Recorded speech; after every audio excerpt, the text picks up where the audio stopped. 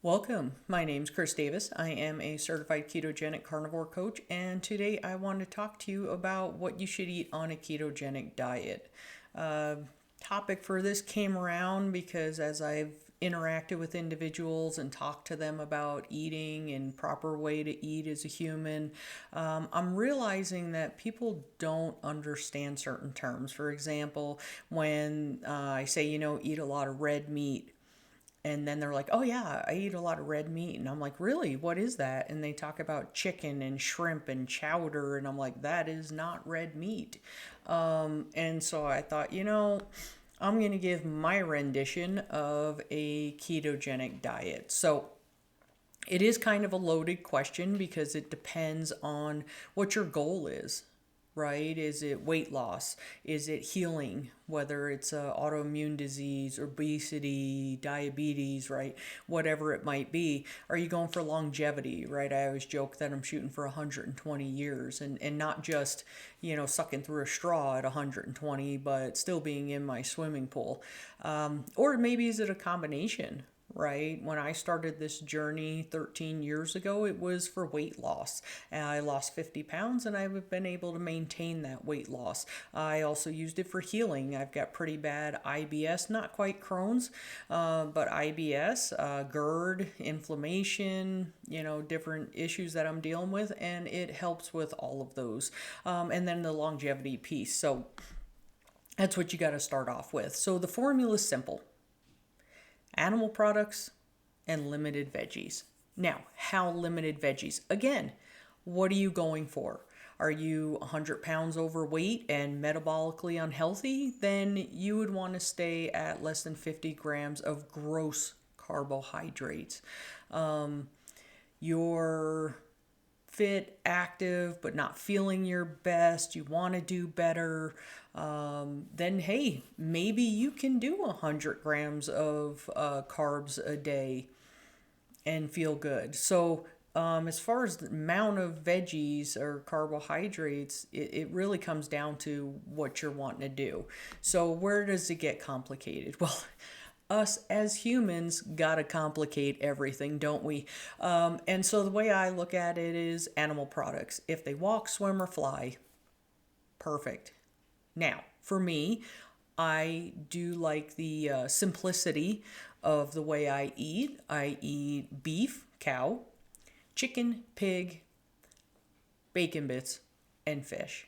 And we'll get into all that. Right here in Idaho, we are very fortunate and blessed. Elk, deer, and moose, I've had all of them in my yard. Not at the same time, but I've had all of them in my yard. And so we hunt them. And so that's something else that I do add to my menu. So, what do we mean red meat? Right? So, we're talking basically cow, lamb, goat. I think they consider goat red meat. I don't eat goat and I hardly eat lamb. I tried it once. It's not bad, but whatever.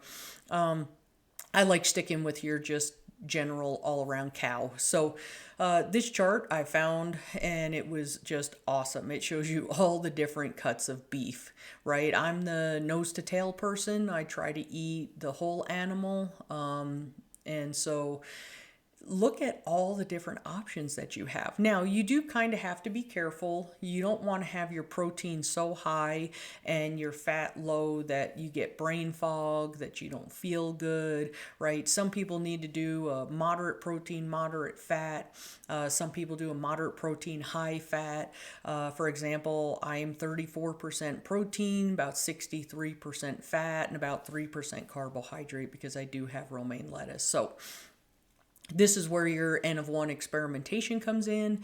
Maybe you alternate fatty cuts and lean cuts. That's actually what I tend to do because I like using eye of round and top round for homemade jerky. It is quite lean, and you do want it lean when you're using a dehydrator because the fat just doesn't do well when it's being dehydrated. But then I also have ribeye and New York strip. For the most part, ribeye, but I do like throwing a New York strip in there. And then I do, as far as dairy, I do cheese, right? I'm not a milk person anymore. And honestly, for cheeses, for the most part, I do Mexican blend cheese, cheddar cheese, mozzarella, sometimes provolone. But for the most part, It's not a whole lot of cheese.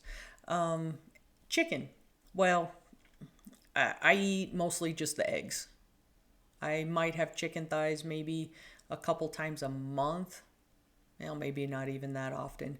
But I eat eggs every day, right? I have 4 to 6 eggs. I typically scramble them, but you can put them in any form that you want, right? Make an omelet, fry them up. Be careful, make sure you use beef tallow. You can use butter, but I tend to lean, if anything, towards beef tallow. Sunny side up, though, I don't like slimy yolks, so I deaden them, which is why I just scramble them, right? And then you have fish. There's plenty of different variations of fish, right? I tend towards salmon and then trout because we have rainbow trout here in our lakes, and when we go fish, that's what we fry up. So you can also have shrimp, lobster, crab, right? For me, if I have shrimp, gotta be careful. It is quite lean, so I'll have salmon and shrimp and kind of have it as a add-on, a kicker, if you will. And then pig. Like I said, my GERD, right, gastrointestinal reflux disorder, heartburn, indigestion, intergestion, as my son used to call it. Pig does not work for me, right? I can have bacon bits, which is weird because I can't have slices of bacon because that activates my GERD. Definitely can't have a ham slice. Can't have pork chops. But I can do bacon bits. So see what works for you. So now what about veggies? Well, when I talk to people that want to be more ketogenic versus carnivore, 2 cups a day, measured uncooked. Now, the list of potential veggies is longer, but I'm just not a proponent of Brussels sprouts, cauliflower, broccoli. They're hybrids and they're man-made crossbred veggies, and to me they're just intestinal wrecks. So I don't promote those kind of veggies. If you want to eat them, bless your heart. But this is just kind of a list of the veggies. For me, like I said, it's just romaine lettuce. So then what about non-starchy veggies? Well, I don't eat any. But if you choose to have some, I try to tell you to have 1 cup a day. If I had any of these, it would probably be zucchini or asparagus, right? That's probably about it on this list. But again, find out what works for you, find out what you can do. So then the question comes up about, well, what about nuts and seeds? Well, what about them, right? It depends, again, what your goal is. For the most part, I steer clear of them. If I do have nuts or seeds, it's maybe a couple times a year. And if I do it, it'll be macadamia nuts or walnuts. These are low oxalate nuts and seeds. When you're having veggies, when you're having nuts, when you're having seeds, you do have to be cautious of the oxalate content. It flabbergasts me that we were bamboozled, lied to, told a bunch of bag of shit that, oh, have almonds, have almond flour. Almonds are high in oxalates. They're not the best thing for you. So why would you have, say, almond flour pancakes, which my husband used to love me making? They wrecked me. Where you can potentially have, 3 handfuls of almonds in 1 damn pancake. Like, why would you do that to yourself? So in general, I just don't do nuts or seeds, but you do you if it works for you. So what now it happens, you've made this decision, you're going ketogenic, you've dropped all the shit food, you dropped the bread, rice, pasta, oatmeal, you've obviously dropped all the snacks, the Pringles and the Doritos and the Snicker bars and all that shit. You've said, okay, I'm going to stick with mostly cow. I'm going to do a little chicken, a little fish, maybe some pork if I can tolerate. Hey, maybe you might throw in some lamb, or if you're, depending where you live, you might have caribou, right?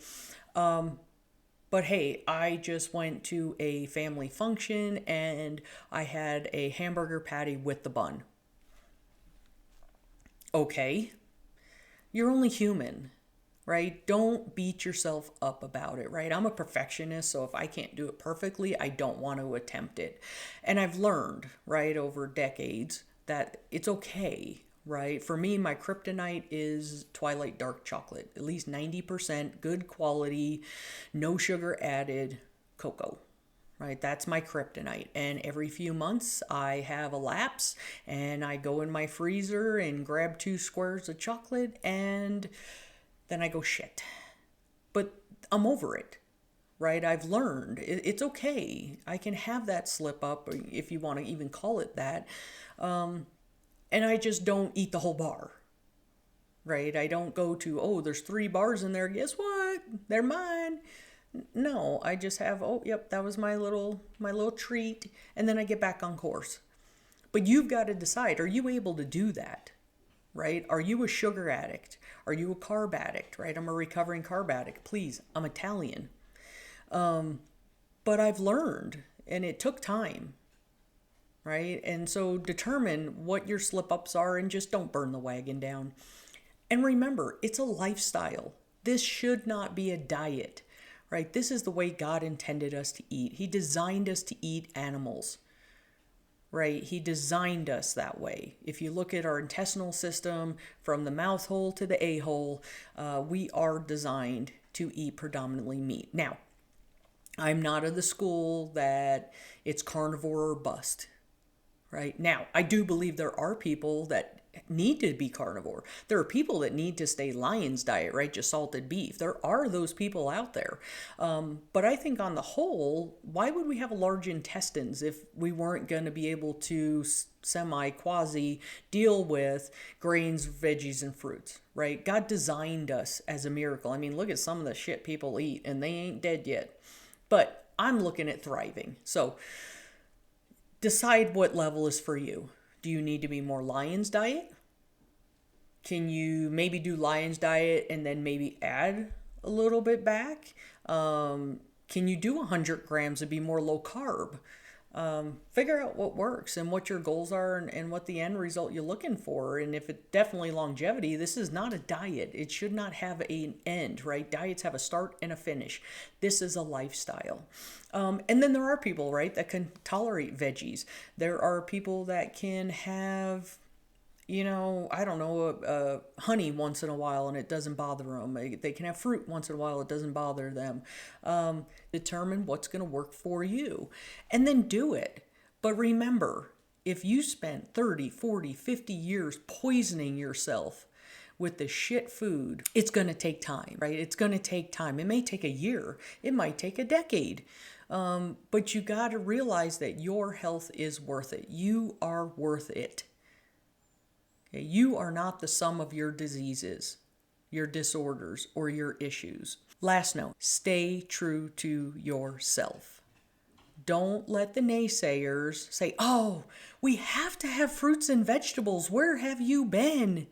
No, bullshit. Gonna call bullshit on that one.